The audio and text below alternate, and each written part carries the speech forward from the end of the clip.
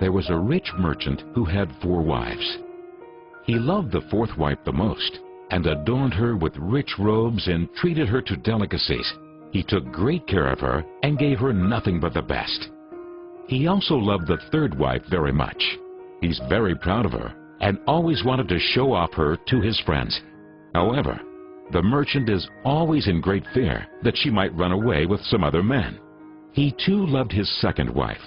She is a very considerate person, always patient, and in fact is the merchant's confidant. Whenever the merchant faced some problems, he always turned to his 2nd wife, and she would always help him out and tide him through difficult times. Now the merchant's 1st wife is a very loyal partner and has made great contributions in maintaining his wealth and business as well as taking care of the household. However, the merchant did not love the 1st wife, and although she loved him deeply, he hardly took notice of her. One day, the merchant fell ill. Before long, he knew that he was going to die soon. He thought of his luxurious life and told himself, "Now I have 4 wives with me, but when I die, I'll be alone. How lonely I'll be." Thus, he asked the 4th wife, "I love you most, endowed you with the finest clothing and showered great care over you. Now that I'm dying, will you follow me and keep me company?" "No way," replied the 4th wife, and she walked away without another word. The answer cut like a sharp knife right into the merchant's heart. The sad merchant then asked the 3rd wife, "I have loved you so much for all of my life. Now that I'm dying, will you follow me and keep me company?" "No," replied the 3rd wife. "Life is so good over here. I'm going to remarry when you die." The merchant's heart sank and turned cold. He then asked the 2nd wife, "I always turn to you for help, and you've always helped me out. Now I need your help again. When I die, will you follow me and keep me company?"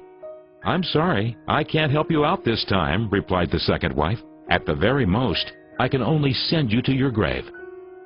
The answer came like a bolt of thunder, and the merchant was devastated.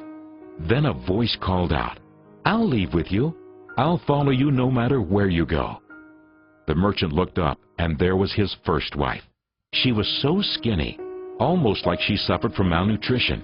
Greatly grieved, the merchant said, "I should have taken much better care of you while I could have." Actually, we all have 4 wives in our lives. The 4th wife is our body. No matter how much time and effort we lavish in making it look good, it'll leave us when we die. Our 3rd wife? Our possessions, status, and wealth. When we die, they all go to others. The 2nd wife is our family and friends. No matter how close they had been there for us when we're alive, the furthest they can stay by us is up to the grave. The 1st wife is in fact our soul, often neglected in our pursuit of material, wealth, and sensual pleasure. Guess what? It is actually the only thing that follows us wherever we go. Perhaps it's a good idea to cultivate and strengthen it now, rather than to wait until we're on our deathbed to lament.